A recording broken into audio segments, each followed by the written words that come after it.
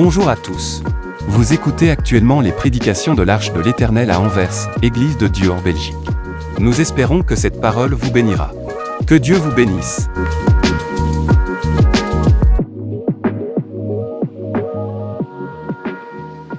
Ce matin, je voudrais que nous puissions lire un texte dans l'évangile de Luc. Je vous prie de vous lever. Luc chapitre 8, nous connaissons très bien comme d'habitude. Nous lirons du verset 40 à 42 et puis nous allons sauter, mais vous connaissez le texte. Nous lirons après à partir du verset 49. Luc chapitre 8 à partir du verset 40. La Bible dit ceci. Alléluia. À son retour, Jésus fut reçu par la foule, car tous l'attendaient. Et voici, il vint un homme nommé Jairus, qui était chef de la synagogue. Il se jeta à ses pieds et les supplia d'entrer dans sa maison, parce qu'il avait une fille unique d'environ 12 ans qui se mourait. Pendant que Jésus y allait, il était pressé par la foule. Alléluia. Allons maintenant au verset 49, vous connaissez la suite.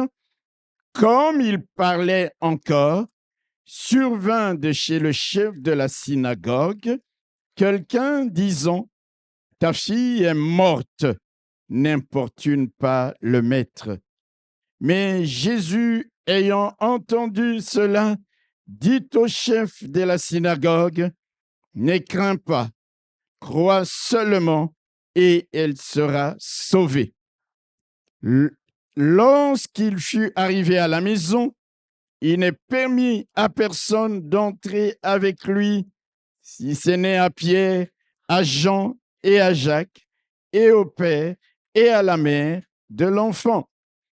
Tous pleuraient et se lamentaient sur elle.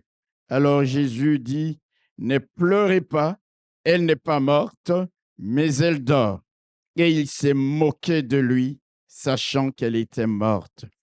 Mais il la saisit par la main et dit d'une voix forte, « Enfant, lève-toi !» Et son esprit revint en elle, et à l'instant, et Jésus ordonna qu'on lui donnât à manger. Amen. Alors qu'acclamons la parole du Seigneur. Lorsque nous acclamons la parole du Seigneur, est-ce que nous acclamons vraiment la parole du Seigneur? Alléluia. Voilà. Le thème de ce matin, je l'ai tiré du verset 51, où il est dit, « Lorsqu'il fut arrivé à la maison, Jésus ne permit à personne d'entrer avec lui, si ce n'est à Pierre, à Jean et à Jacques, au père et à la mère de l'enfant. » J'ai intitulé ce message « Savoir s'entourer ». Alléluia! Savoir s'entourer de bonnes personnes. Savoir s'entourer des personnes qui sont sur la même fréquence que vous, qui sont sur la même longueur d'onde que vous. Savoir s'entourer. Mais avant de revenir à notre thème, je voudrais, bien-aimés frères et sœurs, que nous puissions tirer quelques autres enseignements à partir de ce texte. Vous savez que durant la semaine de prière que nous avons clôturée, comme je l'ai dit le vendredi, nous avons beaucoup parlé de la résurrection de Lazare. La résurrection de Lazare. L'histoire que nous lisons ce matin est encore une histoire de résurrection. Mon Dieu, il est le Dieu qui peut répéter, alléluia, ce qu'il accomplit une fois, deux fois, plusieurs fois. Ce n'est pas qu'il a fait une chose et le jour d'après n'est pas capable de refaire la même chose. Il est capable, alléluia, sa puissance est illimitée. Il a ressuscité Lazare. Et là, nous voyons dans cette histoire également une autre résurrection, la résurrection de la fille de Jairus, un chef de synagogue. La Bible nous dit pour la petite histoire que nous connaissons, que cet homme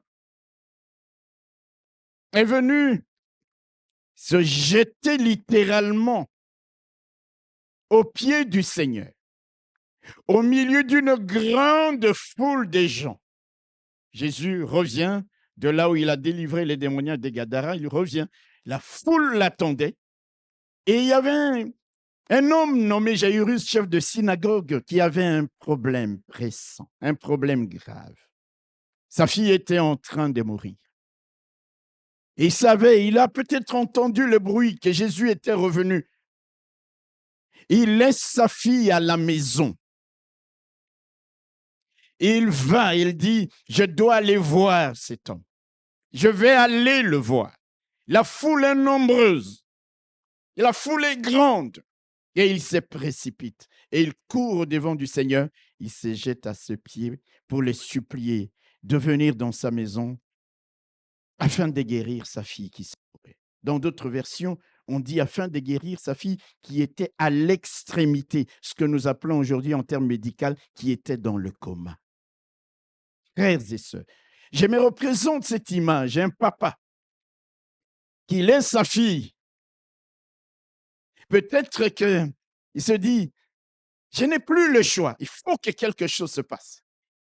Il laisse sa fille en train de mourir et il va.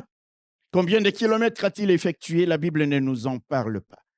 Mais il est allé là-bas, auprès du Seigneur. Frères et sœurs, cet homme se jette à ses pieds. J'aime apprendre de Jairus. Bien que respecté de beaucoup de gens en sa qualité de chef des synagogues. Il était respecté. Ce n'était pas n'importe qui pouvait prétendre à ce titre de chef de synagogue. Mais malgré son rang social, malgré le fait qu'il avait un rang élevé, haut placé, instruit, éduqué, respecté, il n'hésite pas à s'abaisser, à se jeter publiquement aux yeux de tout le monde pour solliciter l'aide du Seigneur en faveur de sa fille. Alléluia. Alléluia. Il met de côté tout ce dont il aurait pu se faire prévaloir pour ne pas se jeter aux pieds de Jésus. Je ne sais pas comment il était habillé, peut-être dans un beau costume, mais tout cela n'avait plus d'importance. Il y avait plus important. Dans la vie, il faut toujours savoir ce qui est plus important.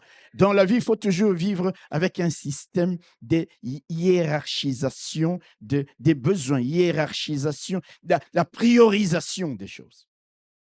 Tout cela ne compte plus pour lui.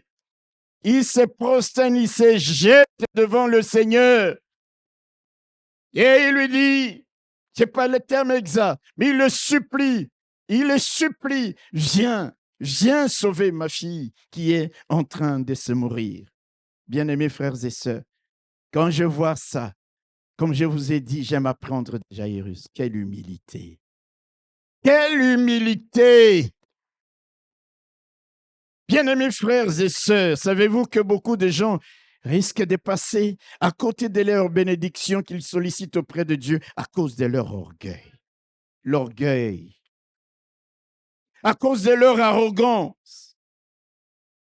Beaucoup de gens peuvent rater leur bénédiction à cause de leur prétention, de leur titre, de leur position sociale, de leur origine, de l'étendue de leur richesse ou encore à cause de leur autosuffisance ou de la fausse idée qu'ils n'ont besoin de personne.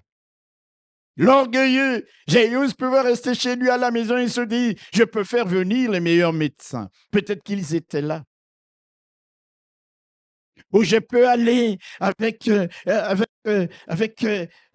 hauteur devant le Seigneur et lui dire, Maître, mais là il se prosterne, il se jette à ses pieds.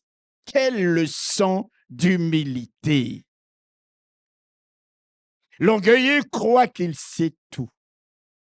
L'orgueilleux croit qu'il connaît tout, qu'il vaut mieux que tous les autres, qu'il n'a pas besoin des conseils des autres, qu'il est supérieur à tous les autres. Ça, c'est l'orgueilleux.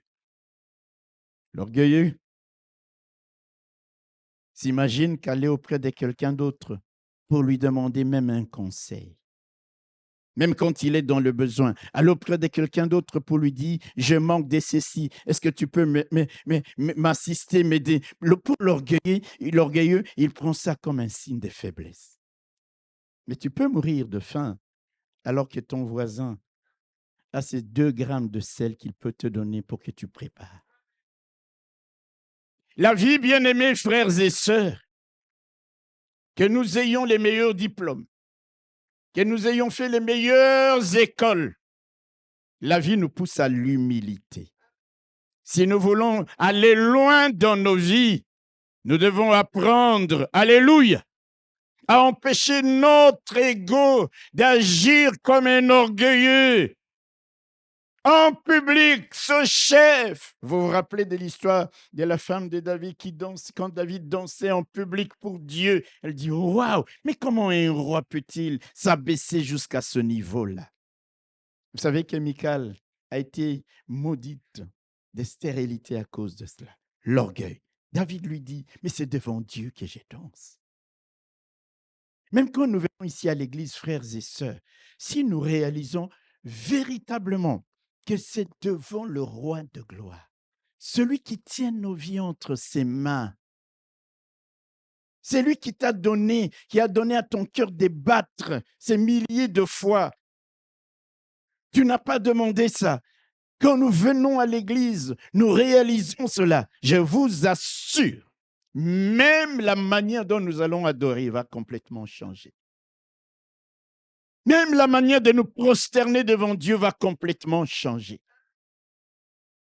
L'orgueilleux croit tout connaître. Ne sois pas ainsi, mon frère, ma sœur. Il y a toujours quelqu'un qui connaîtra plus que toi.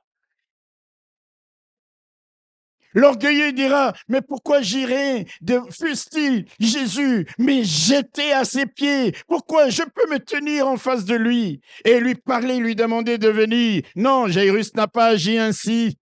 Je nous recommande d'apprendre à agir comme Jairus a agi lorsque nous nous approchons de Dieu. Alléluia! Avec humilité, car la Bible dit, Dieu résiste aux orgueilleux, mais il fait grâce aux humbles. Dieu résiste aux orgueilleux.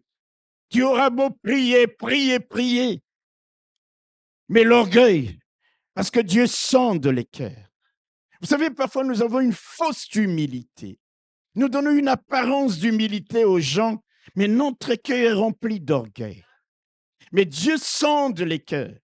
Et la Bible nous dit qu'il résiste aux orgueilleux. Même comme moi, j'ai l'impression que tu es une forme d'humilité, parce qu'il y a parfois une humilité que je qualifierais de simulacre.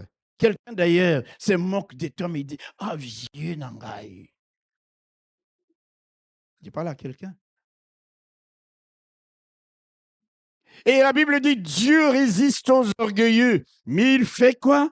Grâce aux humbles. La Bible dit, continue en disant, avant la ruine, avant la chute, le cœur de l'homme s'élève, mais l'humilité précède la gloire.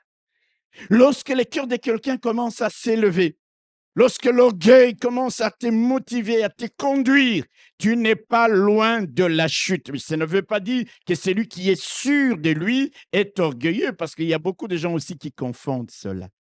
Quand quelqu'un est sûr de ce qu'il connaît, on va dire qu'il est orgueilleux. Non, il est sûr, parce qu'il faut aussi avoir de l'assurance. Mais l'orgueil, ça consiste à considérer les autres comme de rien, à le regarder de haut, à s'imaginer être le seul dépositaire de la science et de la connaissance. Non, la Bible dit, quiconque s'élève sera abaissé et quiconque s'abaisse sera élevé. J'imagine que lorsque Jairus s'est prosterné et face contre terre devant le Seigneur, j'imagine le Seigneur lui tendre la main pour le relever. Quiconque s'abaisse sera élevé, mais quiconque s'élève sera abaissé. C'est pour cette raison, frères et sœurs, si nous comprenons ces choses-là, vous savez, l'orgueilleux peut vivre même au-dessus de ses moyens parce qu'il veut toujours prouver. Je parle à quelqu'un. Il veut toujours prouver à d'autres. qui n'est pas moindre que eux, qu'il est supérieur à eux, qu'il possède plus que les autres. Et là, il peut vivre dans les folies, juste pour être vu, juste pour qu'on les considère. Je ne sais pas, l'orgueil, oui, ainsi. Mais la Bible nous demande de vivre dans l'humilité. Paul écrivant aux Colossiens disait ainsi, donc comme des élus de Dieu, bien-aimés, revêtez-vous d'entrailles, des miséricordes, de bonté, d'humilité, de patience et de douceur. L'humilité doit être comme un vêtement, mais pas un vêtement extérieur. Ça vient du cœur, d'entrailles. Ça vient du fond du cœur, parce que, comme je venais de le dire, il y a parfois une fausse humilité, mais qui ne vient pas profondément du cœur. Dans la vie de chaque jour, sommes-nous revêtus d'entrailles d'humilité? Alléluia. Ne sommes-nous pas prêts à faire prévaloir ce que nous avons pour prouver, pour démontrer? Jairus, non, non, non, il vient. Un homme de haut rang, il se jette aux pieds du Seigneur. Amen. Alléluia. Celui qui est revêtu d'entrailles d'humilité accepte les remarques. Il a un cœur brisé. Alléluia. Il reconnaît, il regarde les autres comme étant supérieurs, au-dessus de lui-même. De lui-même. Il est humble, il est simple. Alléluia. J'ai parlé à quelqu'un. Jairus est venu avec humilité, ce chef. Mais au-delà de cela, en se jetant aux pieds du Seigneur, Jairus est venu témoigner, alléluia, aux yeux de tous, sa foi en Jésus. Publiquement, sa foi en Jésus. Laisser sa fille en train de mourir, faire la distance qu'il a faite pour venir auprès du Seigneur et demander à Jésus de venir guérir sa fille. Ça supposait qu'il se disait, tant que celui-là n'a pas encore dit son mot, je crois que même quel que soit ce qui peut se passer après moi, la personne vers laquelle je me rends est capable de faire quelque chose. Jairus est venu témoigner sa foi. Sa fille était en train de mourir. S'il l'a fait, c'est parce qu'il croyait que le Seigneur pouvait sauver sa fille. Dites Amen. Il croyait que même si la situation était désespérée, même si la situation semblait perdue d'avance, le Seigneur pouvait faire que l'impossible devienne possible. Alors il dit, je ne reste pas. Vous savez, la foi vous donne des ailes. Pas les ailes, mais les ailes pour voler. C'est-à-dire la foi vous pousse à faire des choses que sans la foi, vous ne feriez pas. Si on n'a pas la foi et que son enfant est en train de mourir, on va rester là et dire, je veux voir ma fille mourir. Je ne peux pas l'abandonner, mais qu'est-ce que les gens vont dire? Et dit, je la laisse, mais je dois aller auprès de cet homme. Alléluia! Il a le courage. Souvent, représentons-nous cette image. Un membre de ta famille très cher en train de mourir, et toi, tu vas quelque part pour aller faire appel à un pasteur ou les gens vont dire, mais qu'est-ce qu'il croit? Il va témoigner sa foi au Seigneur. Il n'avait pas honte de révéler publiquement sa foi en Jésus-Christ. Frères et sœurs, est-ce que nous agissons nous aussi ainsi? Combien de gens n'ont-ils pas honte de dire qu'ils sont chrétiens quand ils sont à l'école? Alléluia. Chef des synagogues, vous allez bien comprendre, ce n'était pas banal, mes bien-aimés. Combien de gens au milieu de nous, lorsqu'ils sont à l'école, lorsqu'ils sont sur leur lieu de travail, à l'université, en dehors de l'église, au milieu des païens, ils ont difficile à témoigner de leur foi. Ils ont difficile même à admettre qu'ils sont des chrétiens. Il y a des gens aujourd'hui, d'autres religions, quand ils ont leur période de, je ne sais pas moi, de Ramadan, tout le monde sait. Ils n'ont pas honte de l'affirmer. Dites Amen. Pourquoi nous, chrétiens, lorsque nous sommes quelque part, nous cachons même notre identité de chrétiens? Nous ne disons pas, nous n'affirmons pas que nous sommes des chrétiens. Les autres n'ont pas peur. Les autres n'ont pas honte. Que ce soit en public, même parfois. Vous savez, dans ces pays, il y a des moments, pendant cette période-là, il y a des moments où certaines classes tournent au ralenti. Parce que ces gens, alléluia, oh, à cause de leur foi, ils disent, on ne va même pas faire ceci, on ne va même pas faire cela. Ils le disent, ils s'affirment. Mais nous, mes bien-aimés frères et sœurs, nous avons parfois honte publiquement de dire que nous sommes chrétiens, alors que la Bible nous dit, quiconque me reniera devant les hommes, je le renierai aussi devant mon Père qui est dans les cieux. Alléluia! N'ayez pas honte de parler de Jésus. N'ayez pas honte de partager l'évangile, de vivre ta foi en quelque lieu que ce soit. L'apôtre Paul dit, car je n'ai point honte de l'évangile, c'est une puissance pour le salut de quiconque croit, en tout lieu, en tout temps. Si l'on doit me demander quelles sont mes convictions, je ne dois pas avoir honte de dire que je suis chrétien, comme si c'était une maladie honteuse. Non! Jairus vient et publiquement, il témoigne de sa foi, même alors que tout semblait perdu. Jairus croyait que le Seigneur était capable d'inverser la situation en son faveur.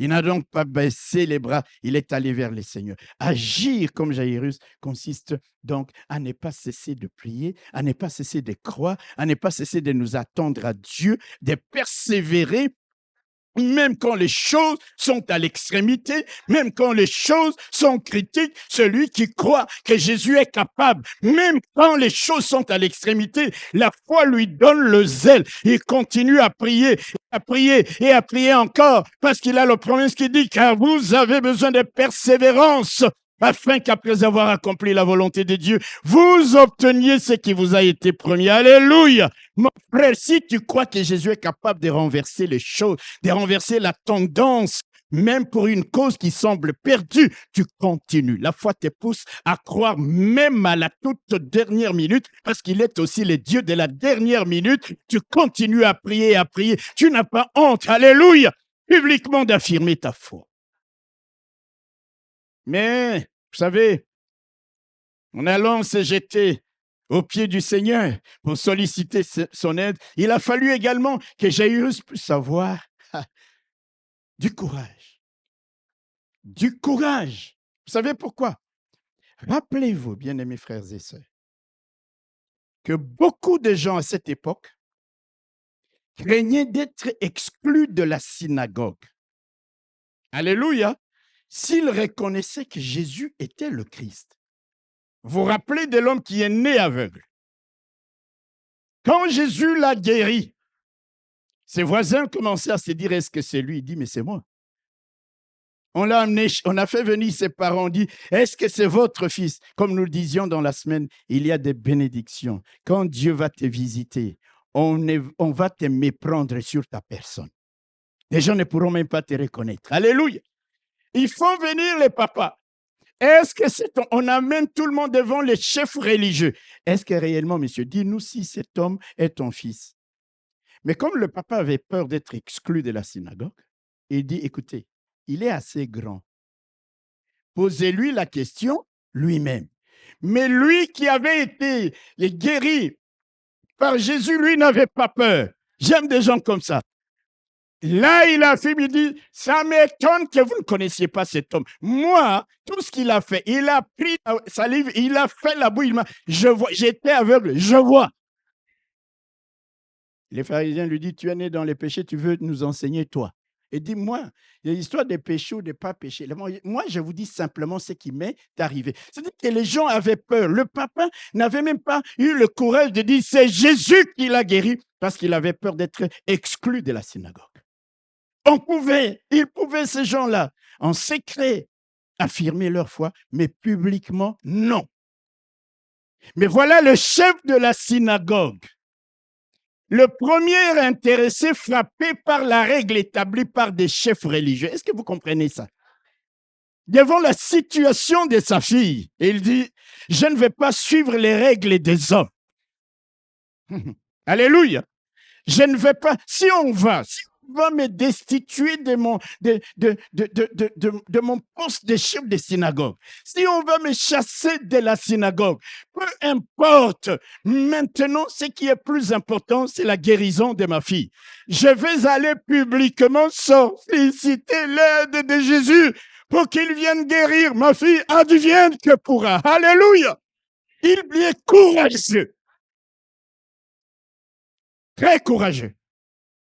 Il avait compris que pour sa bénédiction, mieux valait ne pas chercher à plaire aux hommes, mieux valait aller même à contre-courant de ce que les hommes préconisaient, parce qu'ils étaient jaloux de Jésus, parce qu'ils étaient méchants vis-à-vis de lui, ou parce ils avaient de la haine envers Jésus. Et dit, tout ça ne m'intéresse pas. Quelqu'un peut dire amen.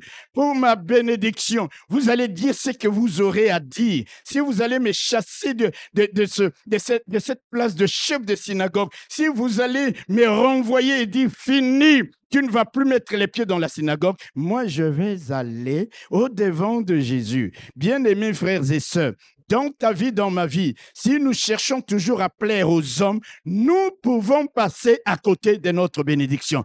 La seule personne qui est digne qu'on lui plaise, c'est Jésus-Christ notre roi. C'est Jésus-Christ notre Seigneur. Les gens te diront, viens avec moi. Même si c'est ton meilleur ami, il risque de te faire passer à côté de ta bénédiction. Dis-lui, je suis désolé. Tu as peut-être établi des règles, mais il y a des règles qui sont plus importantes. Pour moi, mon salut, pour moi, ma bénédiction, pour moi, mon héritage, ça vaut plus qu'obéir à des règles des hommes.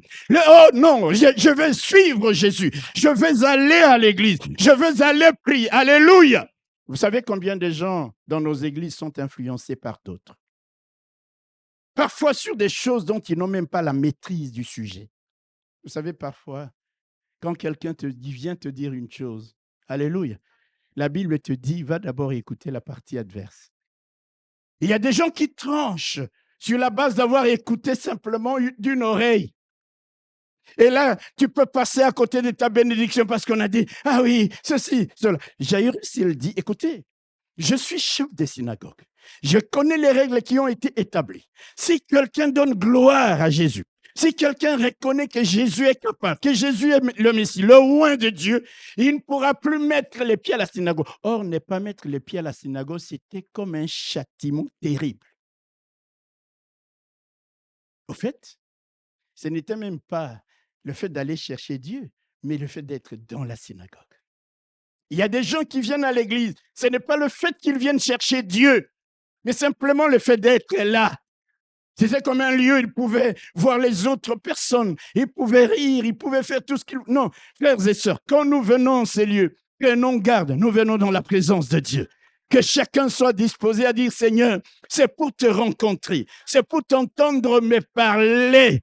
C'est pour me bénir, c'est pour que tu me visites, c'est pour que tu interviennes en faveur de ma situation. Dites Amen. Je ne viens pas accompagner quelqu'un. Non, je viens pour... C'est un rendez-vous personnel entre Dieu et moi, parce que de ces rendez-vous peut dépendre ma bénédiction. Il dit, vous voulez me chasser? Chassez-moi. Vous allez me renvoyer du temple? Renvoyez-moi. Mais moi, je vais aller auprès de chez frères et sœurs dans nos vies. À qui cherchons-nous à plaire? Aux hommes ou à Dieu? C'est parce que Pilate avait voulu plaire aux Juifs qu'il a livré Jésus pour être crucifié et qu'il a libéré Barabbas. C'est parce que le gouverneur Félix voulait plaire au public qu'il avait laissé Paul en prison. Il savait qu'il n'avait rien fait de mal. C'est pour cela que Paul plus tard dira, est-ce la faveur des hommes que je désire ou celle des dieux? Est-ce que je cherche à plaire aux hommes? Si je plaisais encore aux hommes, je ne serais pas serviteur de Christ. Alléluia! Il dit, je fais le choix de plaire à Dieu et pas aux hommes. Je fais le choix de plaire à Dieu et non pas aux règles établies par les hommes. Je vais aller le voir. et en public. Moi, je ne fais pas l'hypocrisie derrière, tourner. Les temps que j'attends le soir, peut-être pour aller voir Jésus, mais ma fille sera peut-être déjà morte. Je vais au vu et au su de tout le monde. Quel courage! Il va vers le Seigneur. Alléluia. Frères et sœurs, dans nos vies, dans ta vie, regarde. À qui cherches-tu véritablement à plaire? Il y a des gens qui se laissent influencer facilement parce qu'ils veulent plaire. Ah, c'est mon meilleur ami. Très bien. Ah, c'est mon parent. Très bien. Mais vous savez que la plupart du temps, lorsqu'il y a des règles établies par les hommes, lorsque nous agissons ainsi, nous allons plaire, oui, à ces gens-là. Nous allons gagner leur amitié. Nous allons rester avec eux. Mais là, nous nous sommes tournés les dos. Nous avons même poussé Dieu à nous tourner les dos parce que nous avons préféré plaire aux hommes que de plaire à Dieu. À qui cherches-tu à plaire? Paul disait, nous parlons, non comme pour plaire à des hommes, mais pour plaire à Dieu qui sonde nos cœurs. On arrête les disciples, on leur dit, nous vous empêchons, sous peine d'être fouettés, de parler de Jésus. Ils disent, considérez vous-même à qui nous devons obéir, à vous les hommes ou à Dieu. Nous continuerons à prêcher l'évangile. Comment voulez-vous que de telles personnes, Dieu ne puisse pas les oindre? Dieu ne puisse pas les utiliser puissamment. Il suffit qu'on vienne parler du mal du frère, lui. Tu n'as même pas demandé au frère, lui, ce qu'il se passe. Dès que tu vois le frère, lui, comme si le pasteur, lui, t'a fait quelque chose. Je parle à quelqu'un. Influencé pour plaire à quelqu'un. Qui t'a embobiné. Qui a profité de ta crédulité. Crédulité, c'est-à-dire qu'il te prend comme un idiot, oui, tout ce que je lui dirai, il va gober. Cherchons à plaire à Dieu. Celui qui a la puissance, alléluia, et le pouvoir de te bénir, de me bénir, de nous bénir. L'homme est limité, alléluia. Oui, nous devons entretenir de bonnes relations les uns avec les autres, mais dès lors qu'il y a des règles, dès lors que le fait de plaire à Dieu doit primer sur le fait que je te plaise. Ok, je suis prêt à perdre ton amitié, mon frère, ma soeur, pour rester en connexion avec Dieu. Parce qu'il n'est personne qui, à cause de Christ, même s'il l'a quitté, il a perdu son père, sa mère, ses relations, Dieu ne puisse pas lui en donner d'autres encore. Jairus part au vu et au su de tout le monde. Parce que pour lui, et ça c'est aussi valable pour toi et moi, il y a des choses qu'il faut accepter de perdre pour en gagner d'autres. Et pour en gagner de meilleurs. Alléluia. Dans mon village, il y avait des pièges parfois comment on dit, des singes dans des histoires comme des calebasses comme ça. On les suspend dans les arbres. Alléluia. Et on met des graines, des histoires que les singes aiment bien manger à l'intérieur avec une petite ouverture. Le singe, quand il vient, tchac, tchac, tchac, il voit. Il met sa main. Amen. Et il prend toutes les graines. Il veut sortir. Il ne peut pas. Il dit, mais moi, je ne veux pas lâcher parce que je dois manger ça. Il suffit qu'il lâche et sa main sort. Est-ce que quelqu'un comprend? Donc, on vient l'attraper en propre. Ce n'est même pas une flèche qu'on lui a piquée, rien du tout. Mais parce qu'il ne veut pas lâcher les graines, il a mis sa main dans l'ouverture qui est toute petite, et il a pris. Vous voyez, la main gonfle. Au lieu de lâcher pour partir, il ne veut pas lâcher.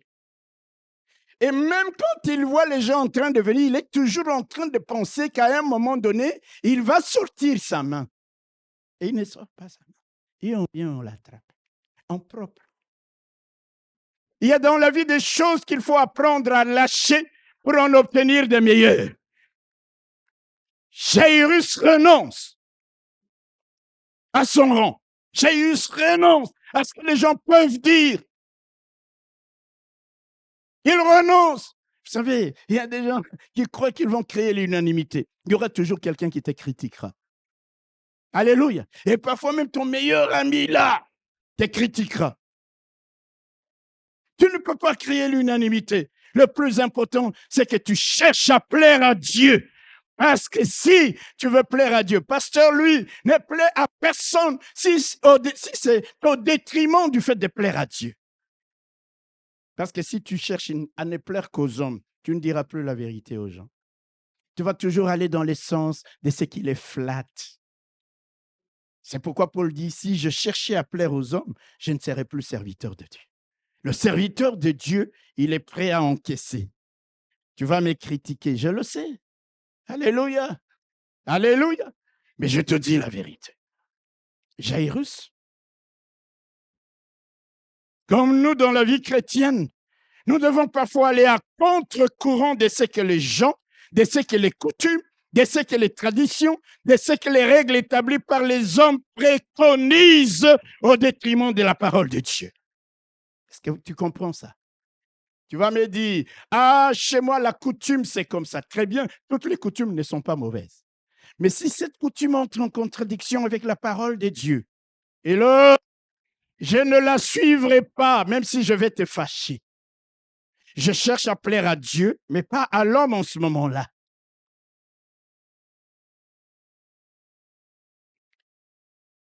Ah, j'aime Jairus. Il dit, critiquez-moi. Je vais vers Jésus. Amen. Chassez-moi de la synagogue. Mais je vais vers Jésus. C'est comme quelqu'un, frères et sœurs, qui avait compris l'échelle des priorités dans la vie. Nous allons revenir à notre thème. Savoir s'entourer. Alléluia. Dans notre texte, la Bible nous dit que Jairus est venu vers le Seigneur, il s'est jeté à ses pieds. Et puis, il pose son problème. Le Seigneur se dit, OK, allons-y. À peine il se dirige vers la maison de Jairus qu'il y a une femme quelque part dans la foule qui se dit, moi aujourd'hui, ça fait des années, 12 ans, que j'ai une perte de sang. Aujourd'hui, je crois que je dois m'approcher de Jésus et toucher les bords de son vêtement. Vous comprenez ça? Et là, elle vient par derrière. Vous allez voir, vous ne pouvez pas toucher le rebord du vêtement de quelqu'un si vous êtes debout. Vous me suivez? Il y aura encore un autre acte d'humilité. La femme va se baisser pour toucher la frange, le rebord du vêtement de Jésus. Dans cette histoire, il y a des choses formidables. Nous voyons l'humilité de Jairus. Nous voyons l'humilité de cette femme. Nous voyons l'âge de la fille de Jairus qui était en train de mourir, 12 ans. La femme qui était atteinte de perte de sang, sa maladie aussi avait duré 12 ans. Est-ce que vous êtes en train de comprendre? Parce qu'un jour, je vous donnerai les mathématiques de la Bible, vous comprendrez. Aujourd'hui, je vais juste vous donner une révélation. Je sais qu'il y a beaucoup de gens qui aiment les révélations. Vous savez, la Bible est un livre de mathématiques aussi. Alléluia! Est-ce que quelqu'un peut dire Amen? Et cette femme s'abaisse, touche la frange, le bord du vêtement de Jésus, et puis là, elle est guérie. Jairus, il est là. Et puis maintenant, le Seigneur commence à, entre guillemets, perdre du temps. Qui m'a touché? Qui m'a touché? Ses disciples lui disent, ah Seigneur, tu vois la foule qui te presse? Et toi, tu dis qui m'a touché? Il doit y avoir quelqu'un qui t'a touché. Dis non, et quelqu'un m'a touché. Parce qu'il y a un toucher qui est particulier. Lorsque nous venons auprès du Seigneur, tous là, nous sommes dans la foule, tous là, nous sommes dans l'église, mais il y a des gens dans les cœurs qui sont dans une connexion directe avec Jésus. Et ça, le Seigneur le sent et le sait. C'est pourquoi je nous dis, quand nous venons à l'église, nous ne venons plus comme dans un jeu, comme pour faire de la figuration. Je viens pour que Dieu, pour que je le touche. Alléluia. Qu'il sente que je l'ai touché, que j'ai communié avec lui par son esprit. Quand je dois louer, je loue. Quand je dois chanter, je chante. Quand je dois sauter, je saute. Le Seigneur sent que oui, il y a des gens qui me frôlent, il y a des gens qui me pressent, mais il y a quelqu'un qui m'a touché. Dieu cherche des gens qui le touchent, pas qui font de la figuration. Il dit, il y a quelqu'un qui m'a touché. Ah Seigneur, toi aussi. Il dit non. Et puis là, la pauvre femme, elle dit, mais qu'est-ce qu'on va me faire ici? Elle vient. Vous vous imaginez pendant tous ces dialogues, les temps passent. Les temps passent. C'est Jairus qui était venu auprès du Seigneur, le premier poser son problème. Voilà qu'il y a une dame qui est venue après. Si ça avait été toi et moi, on serait en train de fulminer. Tu es déjà guéri, mais pas. Seigneur, mais tu as déjà guéri cette femme. Mais moi, il y a ma fille qui est dans le coma. On ne nous dit même pas la réaction de Jairus. Il est calme. C'est pourquoi dans la vie, écoute-moi bien, tu peux être le premier à avoir demandé quelque chose à Dieu. Quelqu'un d'autre arrive. Dieu le bénit avant toi. Ne sois pas jaloux. Ton tour viendra. Ton temps viendra. Non, mais dites un bon Amen. Ah, Seigneur, mais elle vient à peine d'arriver à l'église et maintenant, elle va se marier au mois d'avril. Et moi, je suis là depuis des années. Vous voyez, il y a maintenant la jalousie et ce n'est pas ça. Parce que la Bible nous dit, réjouis-toi avec la bénédiction de ton frère ou de ta sœur. Mais toi, au lieu de te réjouir, tu es dans l'aigreur, tu es dans les ressentiments, tu es dans la jalousie, tu murmures. Et bien souvent, tu vas voir, ça va te pousser à quoi? À critiquer tout. D'ailleurs, sa fête n'était pas bien. D'ailleurs, elle n'est pas bien vêtue. D'ailleurs, elle a déjà fané avant les mariages. Mais vous voyez, tu t'éloignes de plus en plus de la bénédiction de Dieu. Réjouis-toi même si c'est quelqu'un d'autre qui est venu après toi, qui est béni avant toi. Dites Amen. Ton tour viendra. Jairus est calme. Jésus finit l'entretien avec la femme et maintenant il se dirige vers la maison de Jairus. Oh là là. Au-devant d'eux, il voit une délégation de gens qui viennent. Jairus, ça ne vaut plus la peine d'importuner le maître. Ce n'est plus nécessaire. Alléluia. Ta fille vient de mourir. Ta fille vient de mourir. Avant d'arriver là-bas à la maison, guérir, ressusciter la fille. Mais ce que j'aime dans cette histoire, je vois la graduation de la manifestation de la puissance de Dieu. C'est comme si le Seigneur a dit, OK, cette femme est malade. Je vais la guérir de la maladie. Je traîne, j'attends. La petite meurt et je passe de la guérison à la résurrection. Est-ce que quelqu'un comprend ça? C'est-à-dire, plus la difficulté augmente, plus les complications culminent, plus la puissance de Dieu culmine encore. Alléluia. Il peut passer de la guérison à la résurrection. Le temps qu'il a pris, ce n'était pas un temps perdu. Ce n'était pas un temps perdu. Mon frère, je voudrais te dire, arrête de penser que si Jésus n'a pas fait telle histoire pour toi l'année 2016, non, il est le même. S'il n'a pas fait ça là-bas, il est encore capable de le faire aujourd'hui. Il attend. La jeune fille de 12 ans. La femme, à terme de perte de sang, c'était combien? 12 ans. Comme 12 tribus, n'est-ce pas? Comme 12 disciples, apôtres. Comme Jésus qui dit, il y a 12 heures au jour. 12, vous savez 12 dans la Bible, c'est le symbole, le chiffre de la complétude. Ce qui est complet. Amen. J'ai fait une parenthèse. Un jour, une personne est venue me voir et m'a demandé, Seigneur, dans Apocalypse 14, vous connaissez le chiffre des 144 000? Hein? Oh, regardez dans Apocalypse au chapitre 14. Vous allez voir ça. Si vous pouvez projeter ça. Apocalypse chapitre 14. Je voudrais vous donner une petite révélation. Alléluia. Apocalypse chapitre 14, verset 1 et le verset 3 aussi. Je regardais. Là, j'ouvre une parenthèse que je vais fermer rapidement. Je regardais, voici, l'agneau se tenait sur la montagne des Sion. Et avec lui, combien? 144 000 personnes qui avaient son nom et le nom de son Père écrit sur leur front. Verset 3. Et il chante un cantique nouveau devant le trône et devant les 4 êtres vivants et les vieillards. Et personne ne pouvait apprendre le cantique si ce n'est les 144 000 qui avaient été rachetés de la terre. Un frère, une sœur plutôt, elle est venue un jour me voir et me dit, mais pasteur, donc il n'y aurait que 144 000 personnes qui seront rachetées et qui auront le nom de Jésus et le nom de notre Dieu écrit sur leur front.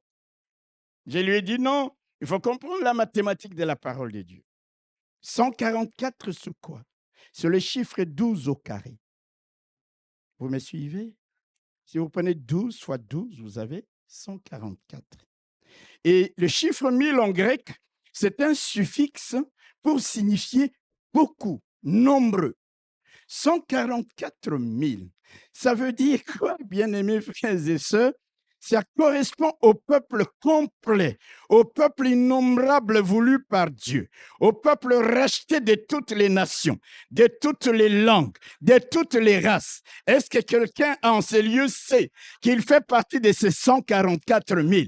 Est-ce que quelqu'un a compris que c'est un discours, un langage mathématique imagé pour dire toutes les nations, de tous les peuples, de toutes les races, les 144 000, pas un seul ne manquera. 12 fois 12, 12 au carré fois 1000, la complétude. Tous ceux que Christ aura rachetés seront ensemble en train de chanter un cantique nouveau, un cantique que personne ne pourra comprendre, ne pourra interpréter, ne pourra apprendre. Et ça me réjouit. Tu es dans les 144 000. 12 au carré, 12 fois 12 fois 1000, 144 000. Je dis, c'est comme ça. J'ai dit oui. On peut vous donner, je peux vous donner des mathématiques. Un jour, je ferai une conférence là-dessus. D'accord? Vous êtes d'accord? Vous savez, il y a des choses où on doit les comprendre. 12 ans, 12 années de souffrance. C'est la complétude, c'est le peuple de Dieu dans son entièreté. C'est aussi pour dire, au travers du chiffre 12, qu'il est le Dieu qui agira dans l'ensemble de ceux qu'il a rachetés. Le peuple de Dieu dans son étendue, dans sa complétude, c'est-à-dire tout le peuple de Dieu. Que tu sois en Chine, mais que tu appartiennes au Seigneur. Tu es dans les chiffres 12 de ceux que l'on va ressusciter. Tu es dans les chiffres 12 de ceux que l'on va ramener à la guérison. Quelqu'un n'a pas dit un bon amen. Quelqu'un n'a pas dit... C'est pourquoi vous voyez cette coïncidence de 12, 12, 12. Il guérit. Je ferme la parenthèse. Tu as compris les 144 000? Je ferme la parenthèse. Est-ce que tu as compris que tu es dedans?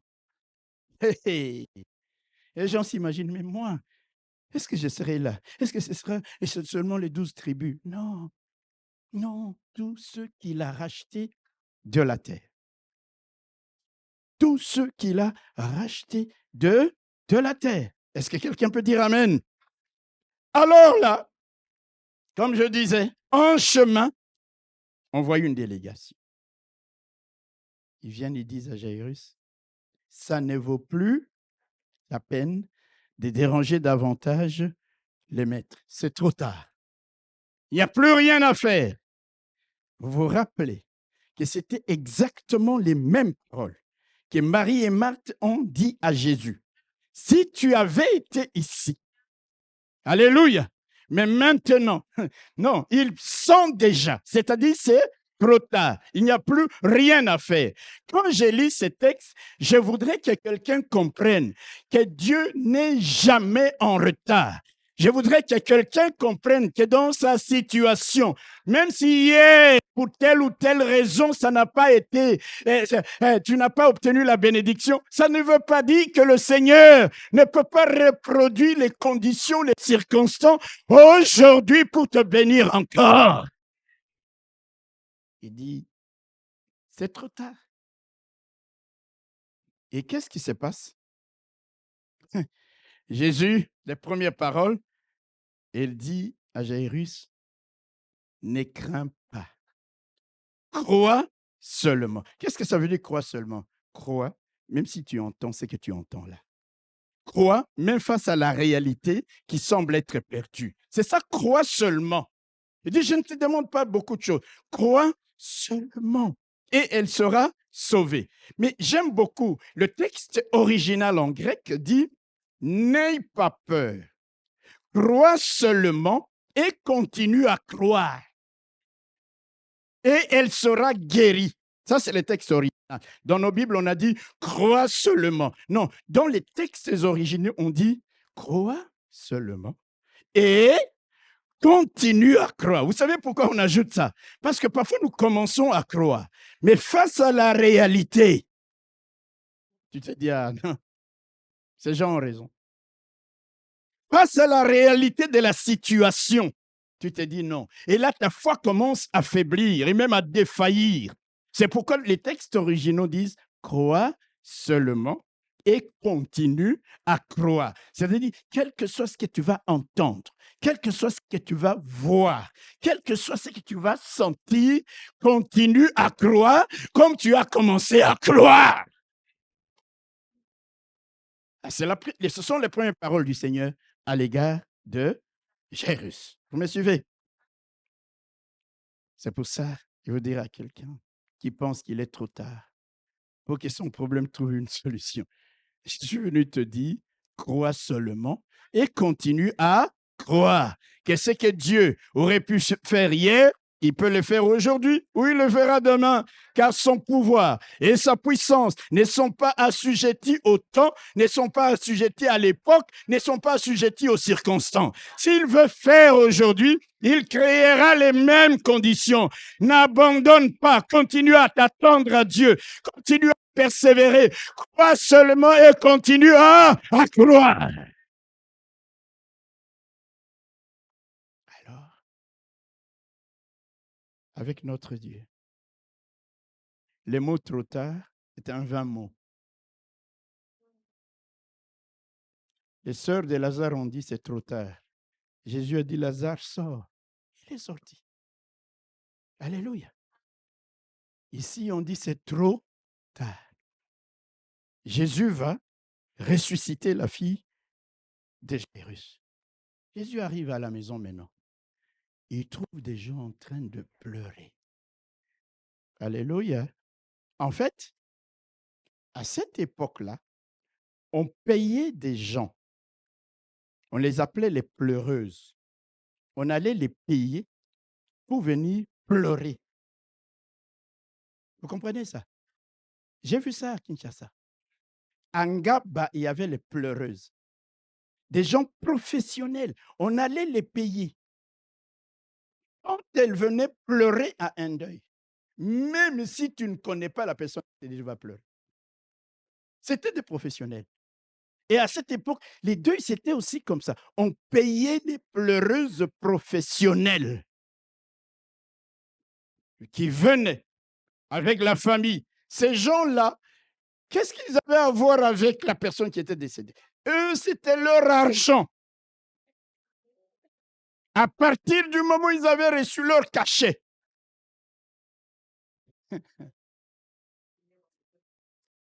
le contrat rempli, j'ai rempli le contrat, frère. Merci beaucoup.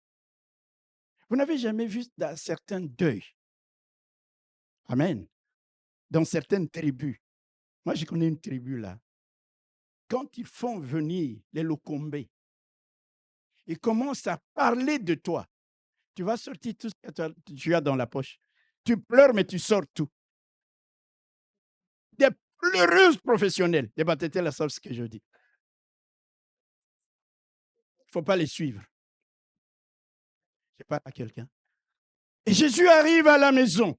Les pleureuses, les pleureurs professionnels, ils sont en train de crier, de faire du boucan de bruit incroyable. Et Jésus leur dit, Alléluia. Jésus leur dit, écoutez,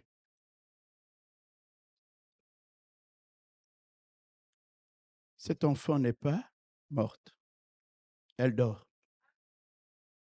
Et ces gens-là comprennent tout de suite. Ils disent, mais peut-être qu'ici, on va nous chasser et le reste d'argent ne va pas venir. Ils se mettent à se moquer de Jésus. Il n'avait rien à voir avec ça. Tous pleuraient, se lamentaient sur elle. Alors Jésus dit, ne pleurez pas.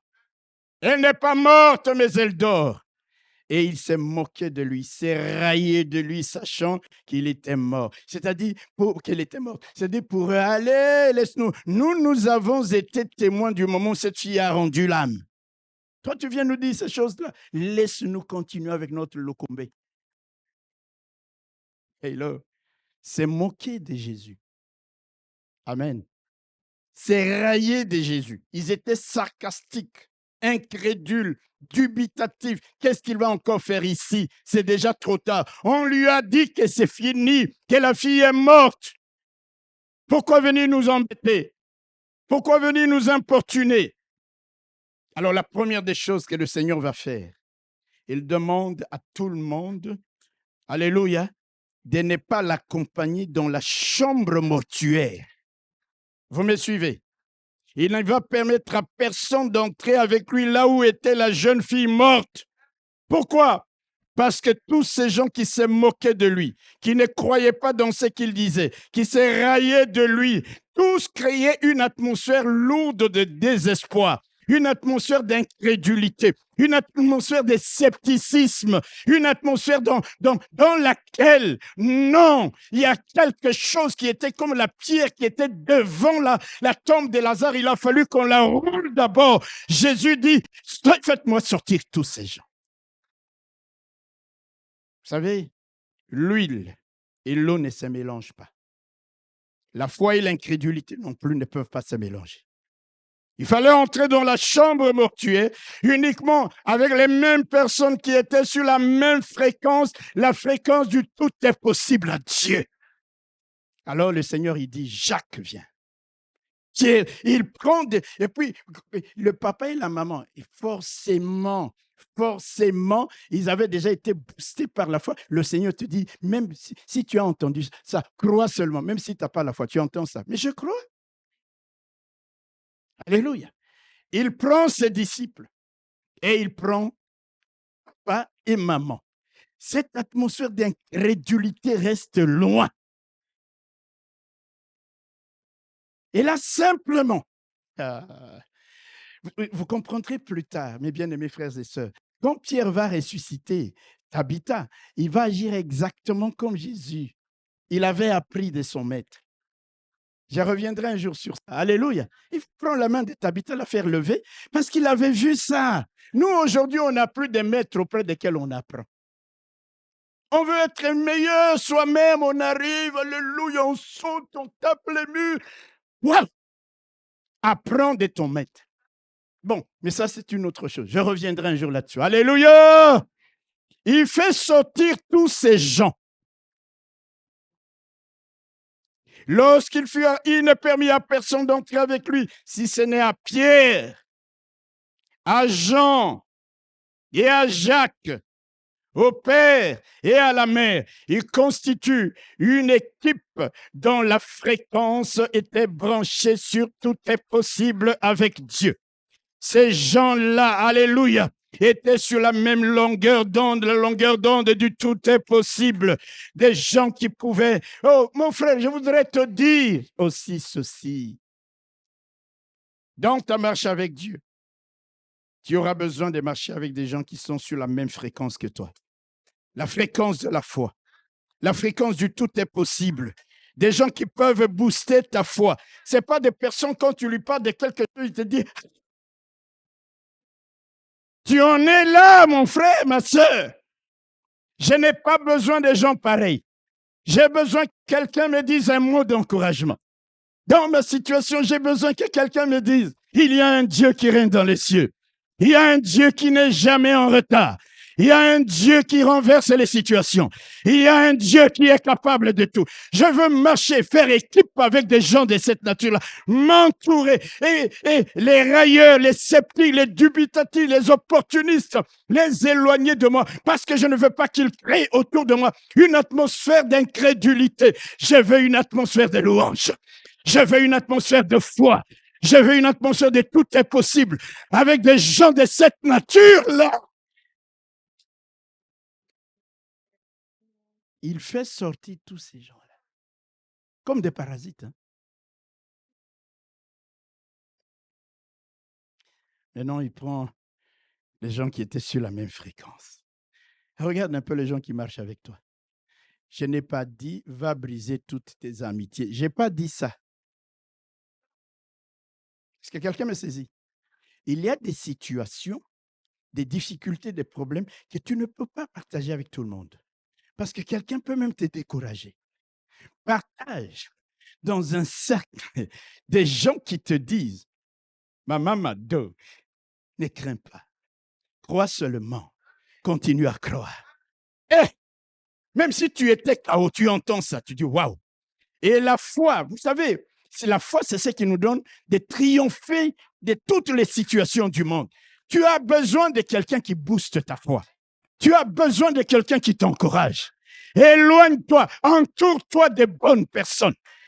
Le Seigneur lui-même l'a fait. Pourquoi toi et moi, nous allons nous associer avec des païens, des railleurs, des moqueurs? Lorsque tu parles de la foi, c'est folie pour lui, parce qu'il n'a pas l'Esprit de Dieu. Il ne peut pas comprendre les choses de Dieu, parce que c'est avec l'Esprit de Dieu qu'on les sent. Et comme il n'a pas l'Esprit de Dieu, il ne peut pas les comprendre. C'est folie pour lui. Ah, mais quand tu es avec ceux, alléluia, qui sont sur la même longueur d'onde que toi, vous marchez ensemble, vous formez une équipe, vous entrez devant la difficulté. Il y en a un qui tient la jeune fille morte et qui lui dit simplement, petite fille, lève-toi.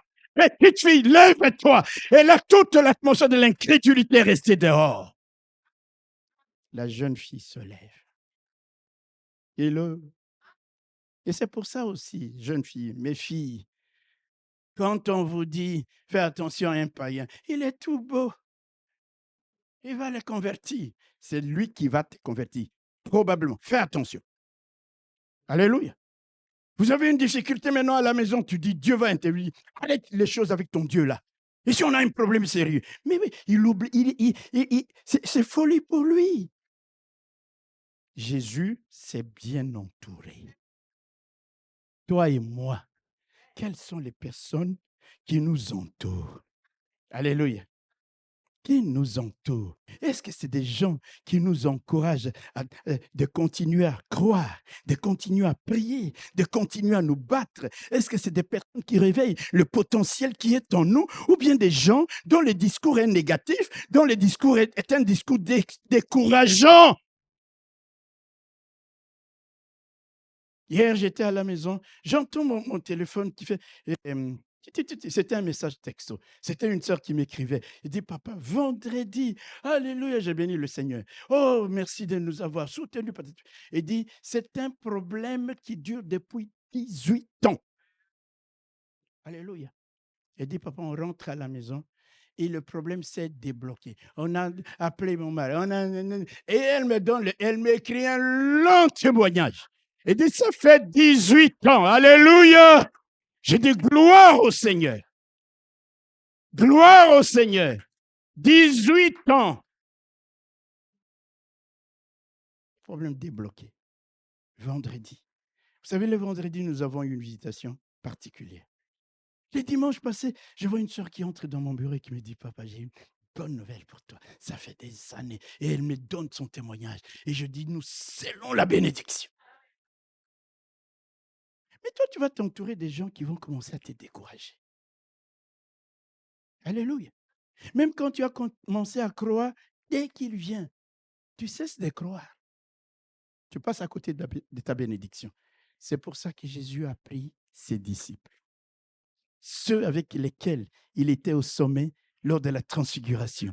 Pierre, Jacques et Jean. Alléluia. Ceux qui l'avaient connu. C'est pourquoi connaître Dieu nous donne de grandir dans la foi. Nous donne de grandir dans cette assurance qu'il peut tout. Il les prend. Il prend les deux parents et puis maintenant, il s'avance dans le combat pour les victoires de ta vie. Cesse de t'entourer des gens qui sont sur la fréquence de la négativité, des gens qui sont sur la fréquence de c'est fini, c'est fichu, c'est trop tard. Cesse de t'entourer des gens qui sont incrédules, sceptiques, railleurs, sarcastiques, dubitatifs. Oh, quand tu parles, ils comprennent rien parce que c'est faux pour eux. Entoure-toi plutôt des gens qui sont fermes dans leurs convictions, fermes dans leurs sentiments, fermes dans leur foi. Car il est écrit à celui qui est ferme dans ses sentiments, tu assures la paix parce qu'il s'est confié en toi. Il commence à croire, il continue à croire. Il est ferme dans ses sentiments. C'est avec ce genre de personnes que tu dois t'entourer pour vivre, créer une atmosphère de miracles. Je parle à quelqu'un. Je termine. Vous savez pourquoi il y a eu un grand miracle dans la prison où étaient Paul et Silas? Ils étaient en train de faire quoi? Ils créaient une atmosphère de louange. Imaginons dans leur cellule, il y avait d'autres prisonniers. Ils allaient peut-être les taper même. Arrêtez de nous embêter avec vos histoires de chants là. Nous, on est ici, en prison, et vous venez avec Alléluia, Alléluia. Mais frères et sœurs, même quand tu es dans les problèmes, ne sois pas avec cette tête d'enterrement. À la maison, crée l'atmosphère de la foi. Mets-toi à chanter, mets-toi à célébrer Dieu. Je te dis la vérité. Arrête d'aller dans un petit coin là, pleurnichant, tu maigris, tu ne manges plus, tu ne bois. Pourquoi? Comme s'il n'y avait pas un Dieu. Loue le Seigneur. Créez une atmosphère de foi. Chantez-le. Et quand Dieu entend ça, Alléluia, il dit, il l'a compris, il l'a compris. Et là, il y a un tremblement de terre. L'un des éléments de la nature se met à être agité. La force de la nature, Alléluia. Les chaînes se brisent. Et Paul et Silas, ils sont là, libres. Mais nous prions un Dieu vivant. Est-ce que quelqu'un peut comprendre que nous ne venons pas ici pour jouer? Nous venons ici vivre la gloire de Dieu. Nous venons ici apprendre à connaître Dieu. Nous venons ici pour être fermes, même quand la situation est critique, elle est à l'extrémité. Est-ce que je parle à quelqu'un? Mais on est sur la fréquence du miracle. On croit et on continue à croire. On prie et on continue à prier. On s'attend à Dieu. Même si les autres sont bénis avant moi, je sais que mon tour viendra. Je sais que mon temps viendra. Jairus savait. La femme était là, atteinte de perte de sang. 12 ans. Boum, fini. Complétude. Et puis, le Seigneur vient à la maison. Alléluia. Alléluia. Et puis là, il prend la main de la jeune fille. Il la saisit par la main et dit d'une voix forte, « Enfant, lève-toi !» Son esprit revint en elle. Alléluia. À l'instant, Jésus dit, « Donnez-lui à manger. » Vous aurez remarqué chaque fois qu'il y a Jésus ressuscite, quelqu'un donne un ordre. Lazare s'était délié le. Amen. Parce qu'il était déjà dans la tombe. La jeune fille, Jésus dit, commencez par la nourrir. Après ta nouvelle naissance, on doit t'apprendre à manger les choses de Dieu pour que tu puisses grandir, pour que tu sois fortifié. Est-ce que tu comprends ça? La résurrection est comme une nouvelle naissance. C'est la vie qui commence. Jésus est précis dans ce qu'il fait.